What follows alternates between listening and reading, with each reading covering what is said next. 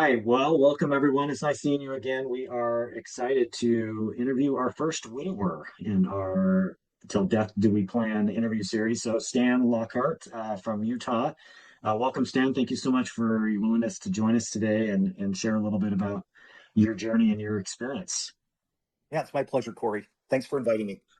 Yeah, of course. Yeah, so Stan, your wife Becky passed away back in 2015, I think, if I recall, and she was a bit of a public figure, might be an understatement, and I think you as well in your community was a bit of a public figure. And so maybe to kind of get us started, maybe you could just kind of go back and just kind of give us the rundown of kind of a summation of your lives, of how you met and kind of that journey that kind of got you to that point before she got sick.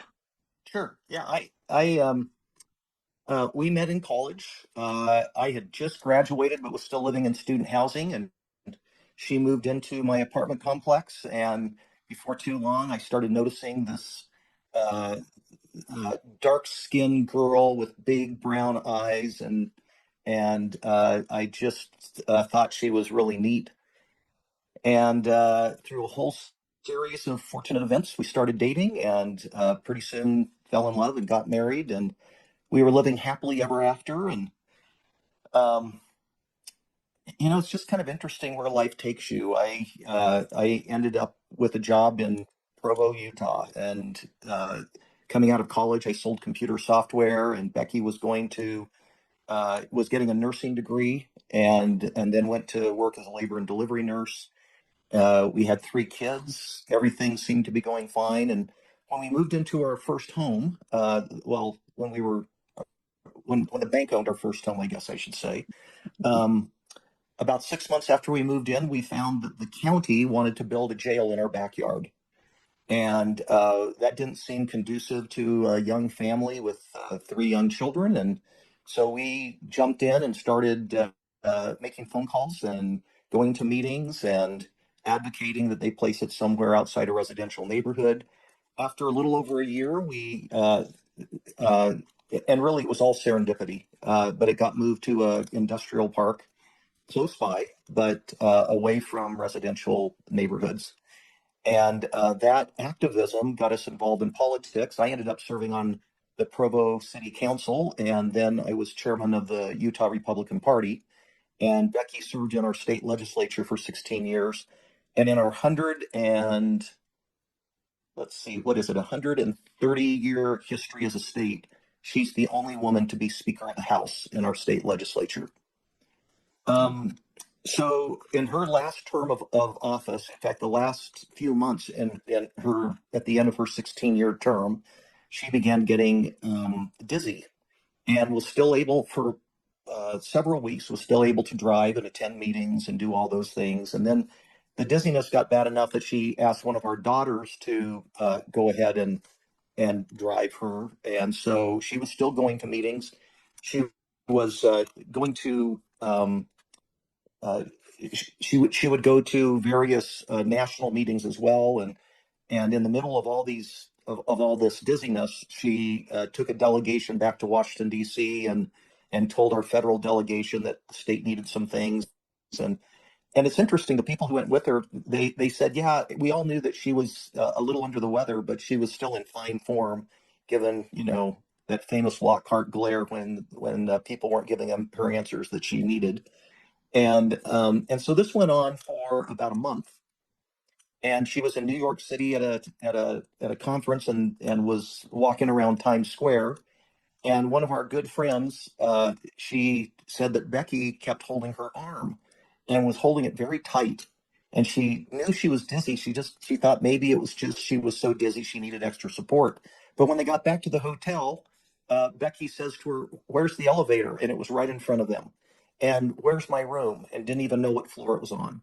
And that's when they knew something was really wrong. And so they sent her home, and we began the process of going to a bunch of specialists. Um, we we had MRIs and CAT scans and all sorts of things, and no one could tell us what was going wrong. But on a day-to-day basis, she kept going downhill, more and more forgetful. Not as Her motor skills started, she was sitting a lot and wasn't up and walking around anymore. And when she did walk, it was very slow and deliberate, um, and kept being more and more and more forgetful and less interactive. And so she was losing her motor skills and um, uh, her ability to. She was just losing her ability to remember. And And so, at this point, sorry, Stan, at this point, she had already announced that she was not going to run for reelection, correct? yeah, yeah, she had already, yeah, couple of years earlier, she had been prompted that she needed to say it was time. And so we kept trying to get into a neurologist, and there's a shortage really around the country of neurologists. And so they couldn't see us for months. And so finally I called a friend who was the administrator at a local hospital, and he got Becky in to see a neurologist on January 5th after the Christmas holidays. And he immediately knew something was wrong and wanted to do some additional tests. And so we got her admitted to a hospital. And then in a couple of days, they figured out that it was likely Creutzfeldt-Jakob disease, which the doctor called Alzheimer's on steroids. It's somewhat rare, but you go from perfectly healthy to dead in a very short period of time. And that is exactly what happened to Becky. 11 days after we got a diagnosis, she passed away. And she was 46 years old. No. And when you received this diagnosis, were your children with you, or did you break the news to them separately? We had a son who was on a mission for the LDS Church. And uh, so he wasn't there, but our daughters were, and extended family members. In fact, I still remember the doctor giving us the diagnosis, and I was overjoyed that we had finally found what it was. And my initial response was, "We finally know now she can get better." But the doctor followed that up with, "It's always fatal, and she's likely to die here really, really soon." And so, it, it's just kind of weird how our brains react to the death of a loved one. For me, it just was kind of on a spin cycle, and I couldn't wrap my brain around the fact that my wife was going to die. And so my wife is dying, and I kept trying to, I think the human brain is wired to solve problems, and you've got an unsolvable problem, and so you just keep going around to begin, and it's just the cycle over and over and over again. And then and your critical thinking skills go out the window. I think it's almost like a safety mechanism that we're given so that it doesn't overload. And we talk about mind blown, but I think your mind might blow up if you didn't have that short circuit capability in your brain. I totally agree with that. It's just really interesting how the human body and how we respond to trauma and grief. And yeah, I at first you're just kind of in shock. I mean, I think through the funeral, I think I was just kind of in shock. And after the funeral, when the casserole stopped coming, that's when it kind of kicks in, and it's very lonely. I still remember lying in bed, hearing the drip of a faucet in the house, just dead silent other than that. And you just miss them so much, and you yearn for just their presence. You don't have to hear them. You just yearn for their existence in your life. And you halfway think they're going to walk through the door at any time. It's just so weird, you guys. Weird. It is so Yeah. weird. And then do you ever feel like now, like to me sometimes I'm like, what was that? Like that feels like a dream that all was a dream. Yeah. Like this is reality now. What was that? And I hear that from widows all the time. And so I don't know what the brain situation is happening when you are so connected to somebody and then they're just gone. It just is absurd. It makes absolutely no sense. So um I was the leader of a congregation in my church before this all happened. And I had a couple of people lose their spouse while I was there. And I thought I was being so helpful. I would meet with them regularly. I would be attentive to their needs. I would get them into counseling and make sure that look, I did everything that I could think of to do as someone who had never been through it. And then it happened to me, and I had to call these people and say, "I'm so sorry. I had no idea. I thought I was being helpful." And I think to some extent I was. But there's something about going through that experience that changes your ability to empathize with others. You become so much more compassionate. Your heart literally, when other people lose their spouse, my heart hurts for them. I just literally have this physical reaction in a very small way. It's like losing my spouse all over again because I know what they're going to go through to some extent, and I just hurt for them. Yeah. This is exactly why we're doing this. Yeah. I mean, it's Yeah. very just knowing what people are going to go through. It's the Just, hardest thing I've ever been through, and I just turned 63 a couple of days ago. It is by far out of all of my life's experiences, and I've had my own share of adversity and challenges, right? Um, there's no comparison. All the other things I've been through pale over this. yeah. And the fact that you didn't have time to prepare. Like, I mean, so that both of us were caretakers and, we knew it was terminal, but it still took several months. And for Corey's wife, 18 months. You had 11 days. Yeah, Like, and that's it's not not simple like enough. and you guys, it's not like there's a handbook. It's not like we have any help out there. I am pretty sure that when a spouse dies, every person gets to reinvent the process for grieving and getting through it. It ends up looking a lot the same, but it's so incredibly personal to each of us. And we kind of have this own self-discovery as we go through it because we don't have an instruction book. No, and we're terrible about talking about death anyway in our culture, in our country. So we avoid it so much that yeah, we have no idea what to even do, what to even expect at all. Amen. And I want to kind of go back and just ask you a little bit about the experience that you had when you had to break the news to your son who was on his mission. Was he out of the country or out of just, No, yeah, no, he was actually in Virginia. he was in Um, Virginia? Okay. and and it oh, you guys, I give grace to everybody remotely connected with it. But they're called mission presidents. His mission president felt strongly that he shouldn't come home. And yet our church's policy is that the parents and the missionary are supposed to make that decision.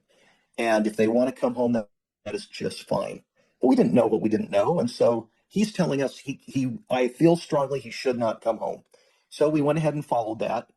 My son, it's been, over 10 years, and he's still bitter about that experience because Yeah. he needed to come home. And in his Yeah. case, he would have been a lot better off by coming home. Yeah. So it's just, but look, we give grace to all involved. I really believe that when people haven't had it happen to them, they just simply don't know what they don't know. Yeah. Did he know that she was having a lot of these Uh-huh. symptoms, like there was something going on? Okay, so he knew that much. Yeah, at the time And he could call home 2 or 3 times a year, right? And it just so happened that Christmas was right in this critical path when she was really going downhill. So we were on a Zoom call, and he could tell she wasn't quite as chatty as she normally was when we got to talk to him, and just was more just wasn't quite as engaged. And so he knew something was wrong. We all knew something was wrong, but we didn't know it was terminal. We didn't know she was dying, and we all kind of had this hope and really this confidence in our medical system that they could figure it out and get her better again. Who Why, knew? why would you think otherwise? Yeah. yeah, yeah, I think we all kind of went through that where, we each felt like they're going to be the 1%. They're going to be the one. And, I'm sure everybody that gets that diagnosis, and rightly so, should believe that. And, because that's really that's what you have to do. I mean, if you don't have that hope and that confidence and optimism, then, it's hard enough to deal with it already. And then, to not have that hope, I mean, that just makes the whole experience even that much harder. So, yeah, so I know that one of the things that we've talked about with some of our other guests is just that communication with children. And in your case, your kids were older, and that was kind of the case with Katie and I. Our kids were mostly out of the house. I did have one in high school still when Chris got sick and passed, but I would imagine that as far as they were there. Your daughters were in the room when the doctor gave the diagnosis. It sounds like, and Yeah. so they probably had the same experience that you had. But what? Tell me just kind of when you called your son and you had to give him kind of the diagnosis once they figured out what was going on. How did you approach that, and how did you prepare for that, and how did you know what to say when you called him? I honestly don't remember. There are some things we prefer to forget. There are other things our brain just forgets. I don't remember how I did it. I just know that we did communicate. We did we did let him know that his mom was going to that it was terminal. Um, we're grieving, so I I can't remember exactly how it all went down in terms of the way we did things, but I do know that we were in constant communication with each other to because of what we were going through. Now I'm going to give you a little trivia that is just really weird. It just shows it's a small world. So um, I met Michelle, who's my current wife, 2 years after Becky died, and lo and behold, she was from Virginia.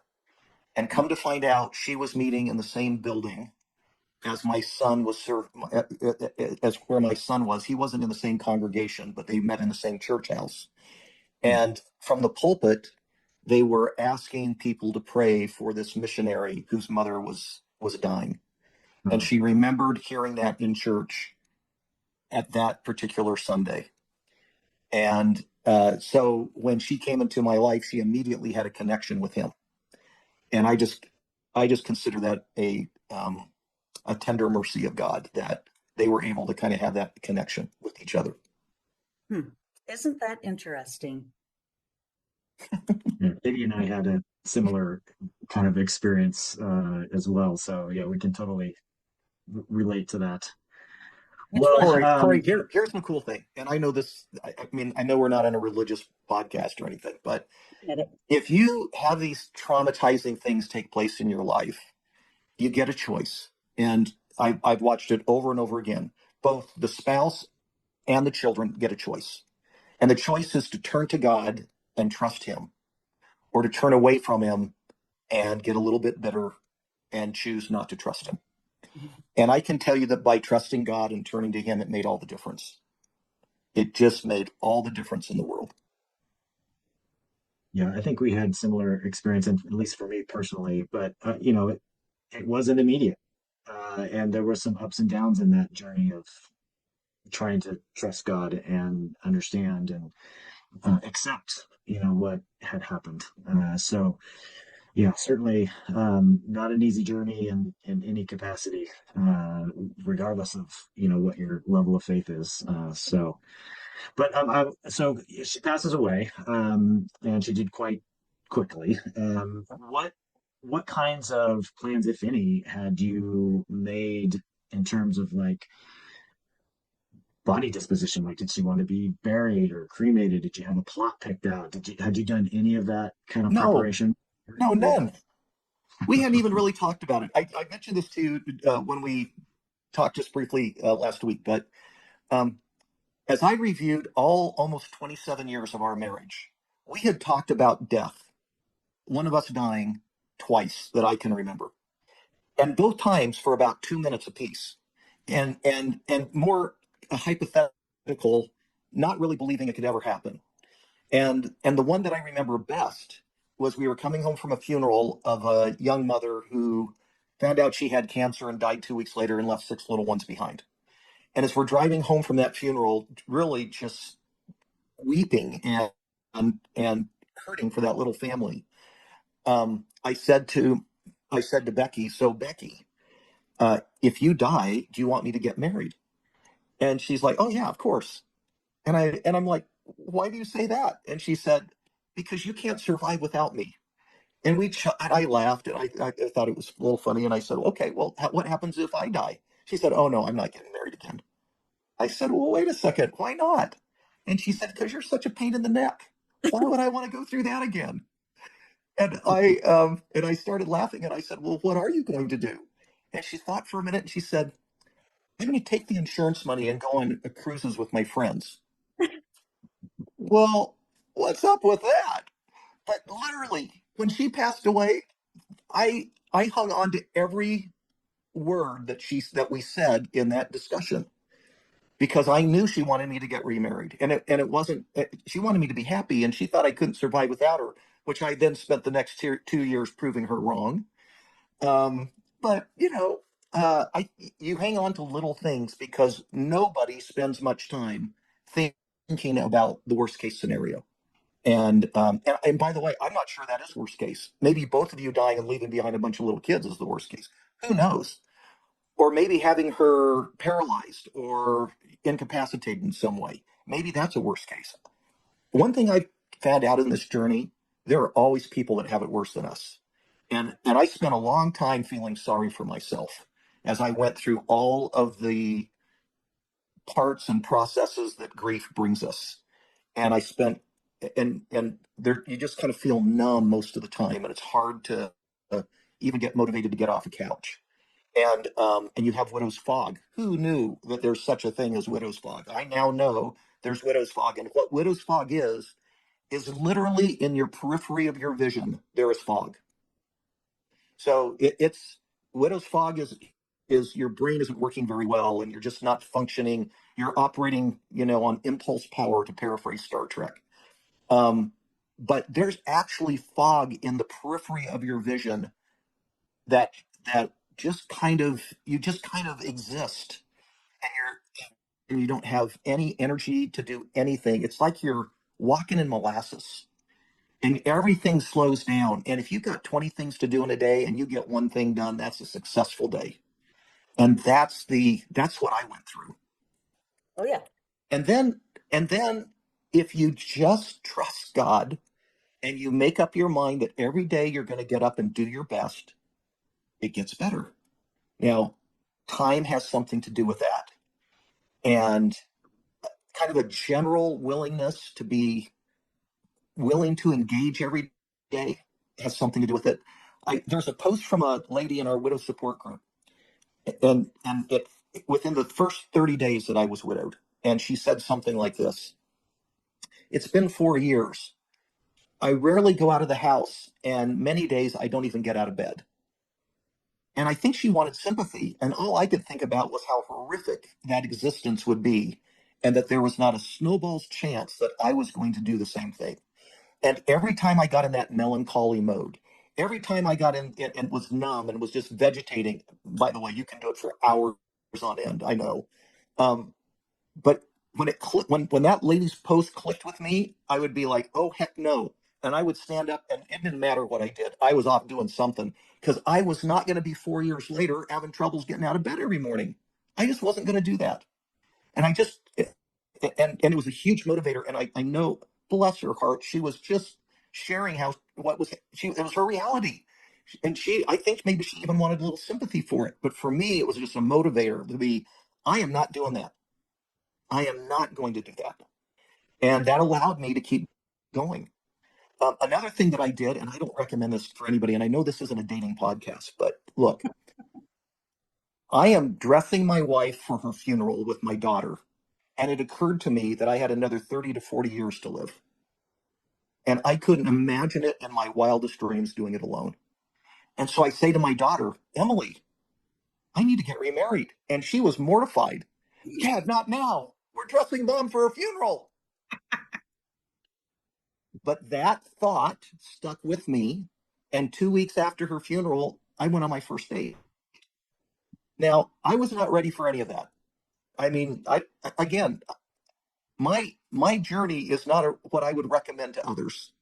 I think we go through some hard lessons, and we can give people great advice having gone through those lessons. But Blame it look, on widow's fog. Yeah. exactly, we don't know what we don't know. But I was bound and determined I was going to find someone to spend the rest of my life with.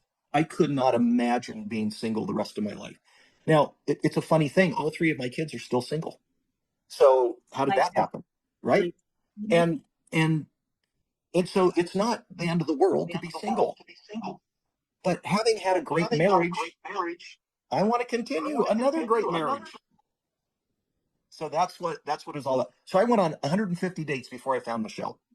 And Michelle's husband died 3 months after Becky died. and I was her very first date. How does that happen? So now I'm like, now wait a second.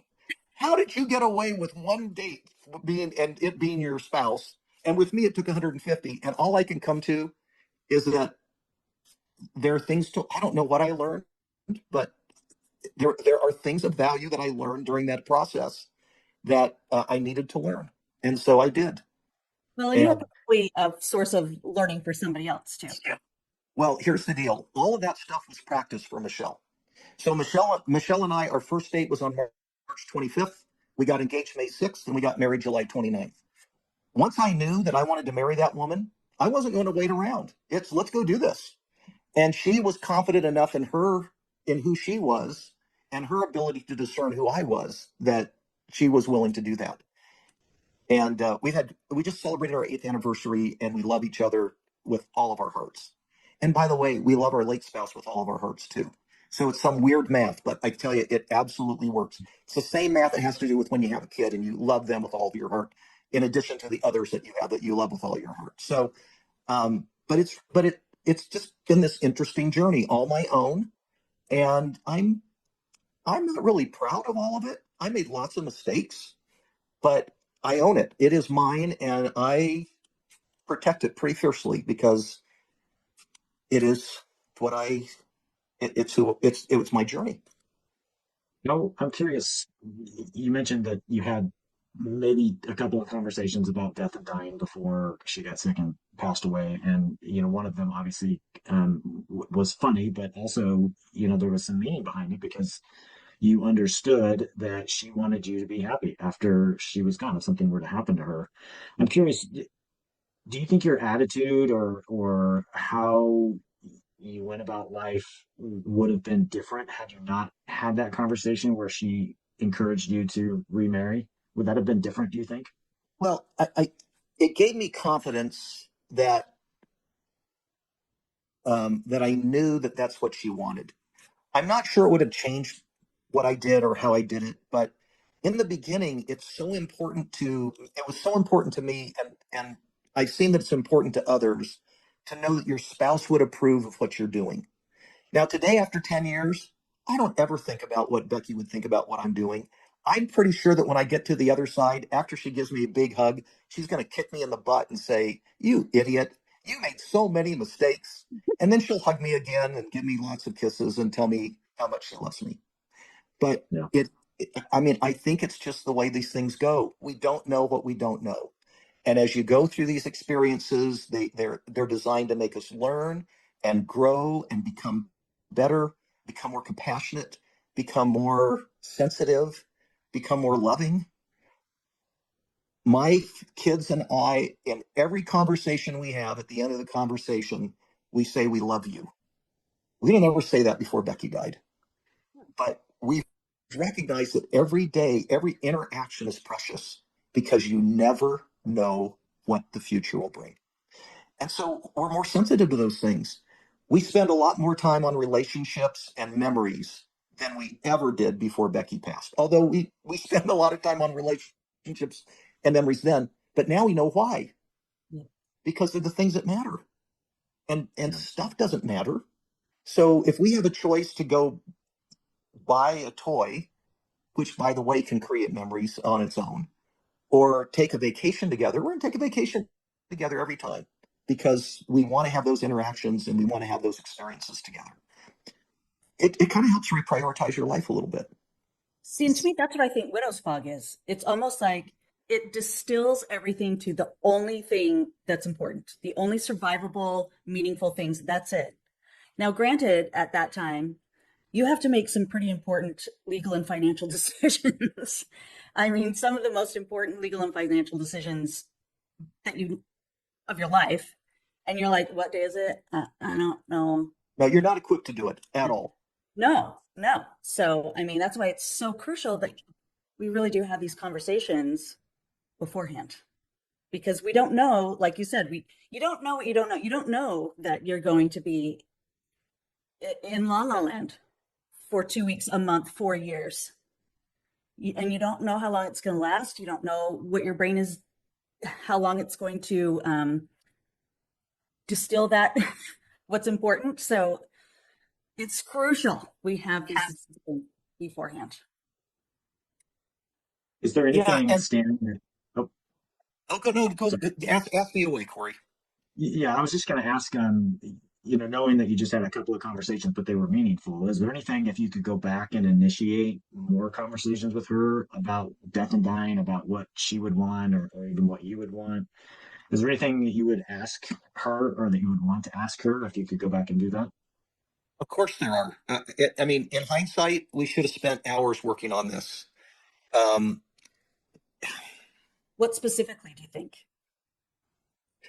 so I think it can be as simple as are your passwords to Facebook and to your Google account and Gmail account and to whatever things you need. Becky handled all of the money in the house. She handled paying our bills and stuff. I cannot tell you the number of times I would be on the phone call after having late payments, explaining my situation, getting the late payment waived, and then making arrangements on how to pay a bill going forward. It can be it literally is that, and we don't think about any of that stuff until the nasty grams are coming, and when the nasty grams start, you're in a panic, like, oh, what did I do this time? But it's more than that. It's if there's any assets involved, how do I transfer them to my kids, or how do I how do I come up with a will? How do I come up with a trust? How do I come up if you're going to get remarried someday? You got to start thinking of a prenup. By the way, those things are like essentials. They're not optional. If you're going to go through the rest of this life, you and it doesn't matter how much money or what assets you have.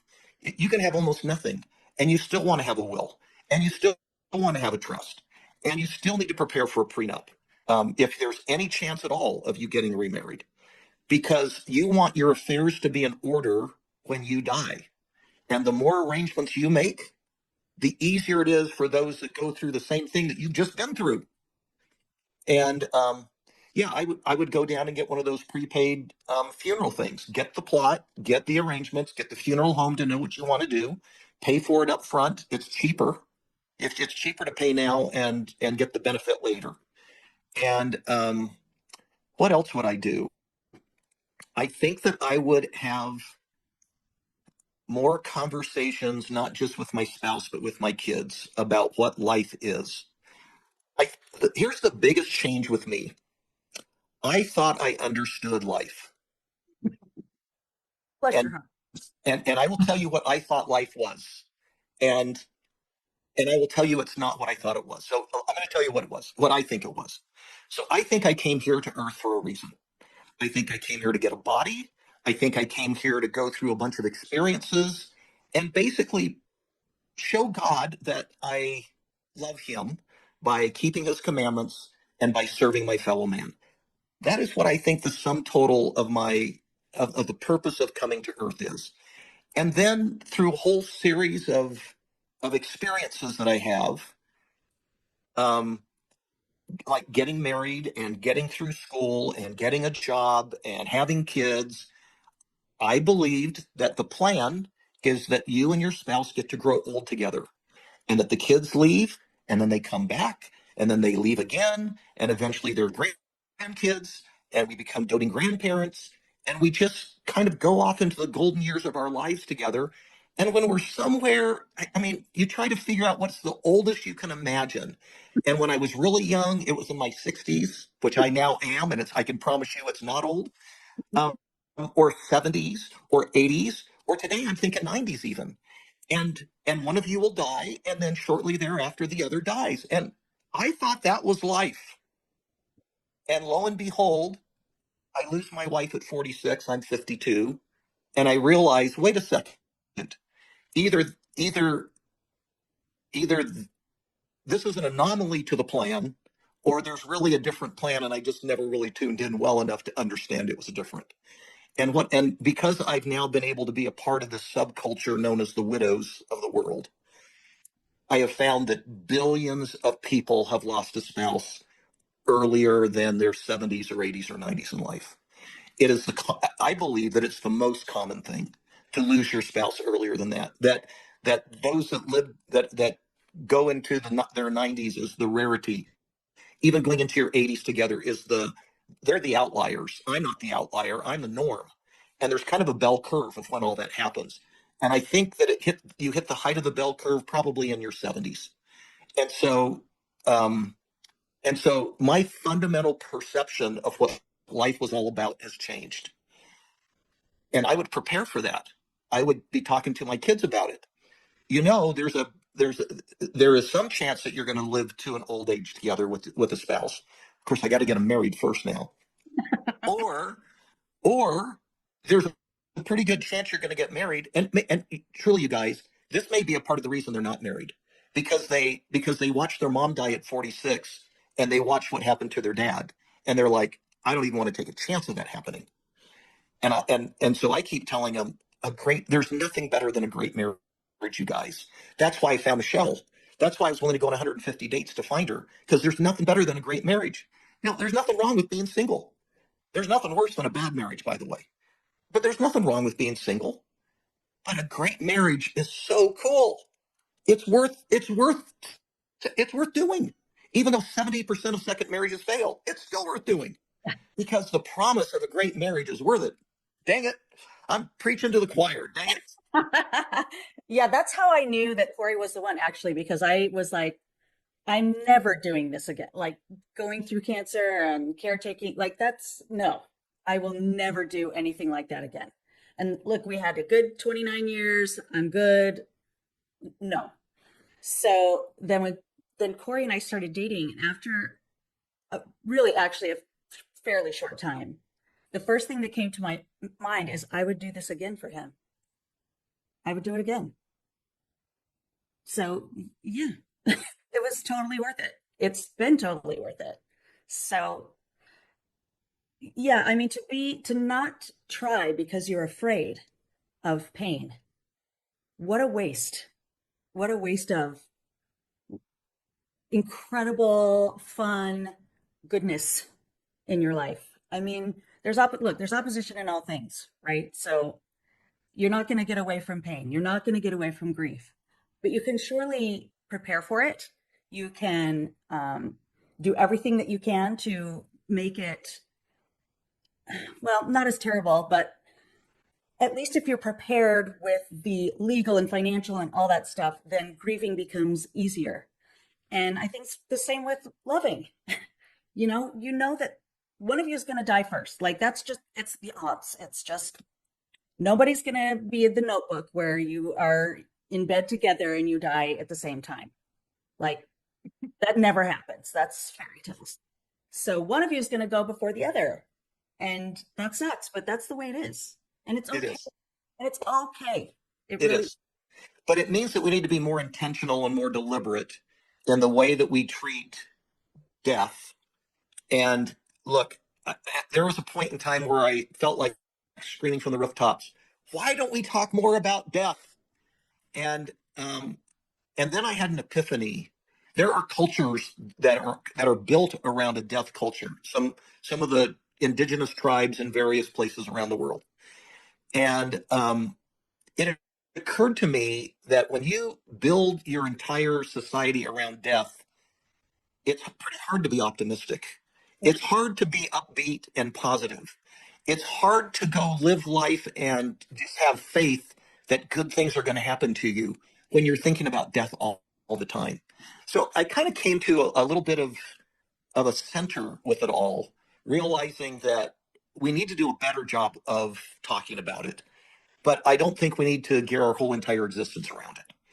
Um, I used to not like to go to funerals. I don't mind going to funerals anymore because I've kind of accepted that that is as much a part of life as birth, and that and that we need to acknowledge that death happens so that we can plan for it. But I would have more discussions as a family on what happens if. I would do just what if scenarios, and then try to find good information of what are best practices. I didn't do any of that. I again, it's like you're the only person on the planet who's ever had a spouse die when it happens to you. It's kind of like the old joke. What's the definition of a recession? A recession is when your neighbor loses their job. Well, what's the definition of a depression? It's when you lose your job, right? And it's the same thing with death. It, it's one thing to talk about it happening to other people. It's an entirely different thing when it happens to you. And so Yeah. I think my plea to anyone out there uh, who is listening to this particular discussion is that learn from those of us who have been through it and spend more time talking about it and discussing it before it happens to you. Because really, odds are one of you is dying sooner than the other one. Yeah. I remember going to the conference, the widowers conference, and one of the speakers, we were all, everybody in the room was a widower or widower. And one of the first things he said was, every married couple, if you see it to the end, till death do you part, is going to be a widow or a widower. One of you is going to be, and it just never dawned on me that that was the reality of life, right? And it just so happened that for us, it happened earlier than maybe what is the norm. But we're like you said, there's hundreds of thousands of probably millions out there that we're in this situation where it happens earlier than any of us ever thought that it would. And so I did want to just switch gears real fast before we run out of time here.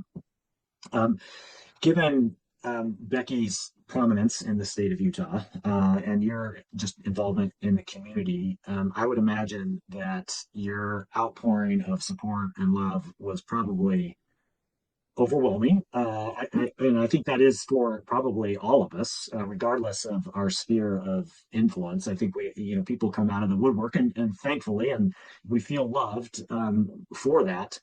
But sometimes it can be overwhelming. And I know in your case, just, it was a headline news story, that she had passed away. So you had a whole state that was mourning her loss. So my question is, how did you manage that?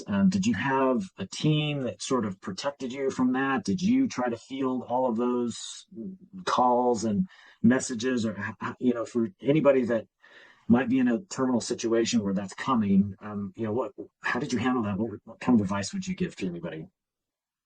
It's a great question. I've never had it asked to me, but the answer is yes, we had others helping us. There's no way. There is absolutely no way I could have done it. And it was front page news stories. I mean, because that this was a big deal. This is the speaker, the only woman who's ever been Speaker of the House in Utah, and here she is dying. And as she's on her deathbed, her term is ending, and somebody else is being chosen to be the new Speaker. Um, Her funeral, there was a memorial service at the Capitol that was televised with Utah stations, and so I mean, yeah, it was a big deal in the state. My best friend just, without asking really, he just came and became the PR machine. And as people wanted to know what was going on with Speaker Lockhart, there were press conferences with him and her doctor once it was diagnosed. There were all sorts of inquiries that he took all of that and dealt with it. Uh, he was a state legislator as well, so it made it easier because he was used to being in front of cameras and reporters. But I was shielded for much of it. When it came time to plan her memorial service at the Capitol, the governor really and his staff did all that planning. Um, they didn't even ask me to speak. Like, we had a daughter speak, but it was really that it was dignitaries that worked closely with her that ended up speaking, and were some of her dear friends doing all that.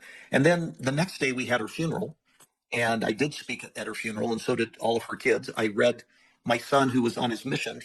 I read his talk because he wasn't there to do it. Um, and then it's really interesting. Immediately, we started giving back. So she had funds uh, she had campaign funds, and we turned it into a scholarship at a local university. And soon after, they were naming buildings after her. And so if you go up to our state capitol today, the West building is named the Rebecca D. Lockhart building. And at our local university, there is a building and a sports arena that are called the Becky Lockhart Arena and the Lockhart building. And all those things happened, she had a posthumous degree from this local university that was very nice. Um, so having someone there who can kind of help navigate that is important. But immediately, as when she died, immediately we're thinking about how can we give back? How can we take what, the things that we have and give it to something else? And I will tell you that that scholarship has blessed the lives of dozens and dozens of people, and we're really glad that we did that. No, that's great. Yeah, I think, we talk a lot, and this is what kind of one of Katie's points of emphasis is kind of building your team, and, having a team on standby. Even if nothing's wrong, if you're not sick, you never know when that accident might happen, but just kind of, knowing who are those people that you can count on to be that team for you to field all the calls and help with all those details. So, And Corey, it's not necessarily the people you think. Some right. Yeah. people, some people withdraw. So Becky, this is another story for another day, but Becky was an introvert and I'm an extrovert. And so for me, being with a group of people and hugging and crying and mourning her gave me energy. For my kids, it just sapped the energy out of them. All they wanted to do was be alone and, and grieve on their own. In fact, it bugged them to no end that I would engage with the public, with friends and family and all sorts of people as we grieved for the loss of Becky. So each of us is different. Here's some interesting character traits. So Becky had very high expectations of everybody around her. So most mornings I would awake with just a tinge of anxiety, knowing that if I didn't do my very best that day, she would be irritated at me. Now, most of the time, her irritation was just a glare. She just had this look, and little bolts of lightning would come out of her eyes and would fry whoever she was looking at on the spot. I probably got that glare 5 times a day for 27 years. And frankly, there became a point in time where I cherished every time I could get that stare. So I would just tease her and tease her, try to get more of it. Well, when she passed away, um, right before she got sick, she said, "Stan, you keep telling me you'll never figure me out. I have a book for you to read." And it was called Quiet by Susan Cain. And in it, it's about how introverts cope in an extrovert's world. And I didn't even read it till after she passed. And then suddenly, all sorts of character traits made sense to me about the way that we interacted together. So I marry Michelle 2 years later, and she is all love 100% of the time. There is not one demanding bone in her body. If we're driving back from our honeymoon and she says, "Stan, there's something you need to know about me." I said, "What's that?" She said, "I'm a peacemaker." I couldn't even relate. I didn't even know what a peacemaker was. I'm like, "Oh, great." Well, what she just loves being in a room where everybody is happy. And I can watch my favorite TV program or my favorite sports event. Even if she isn't into it, she will be into it because she knows I like it. But it's a part of who she is. And so I am enveloped with love 24 hours a day, 7 days a week in my current marriage. I got to tell you the dichotomy of that to the way that Becky and I used to interact with each other. I I just can't wait to get to the other side where I introduce these women to each other.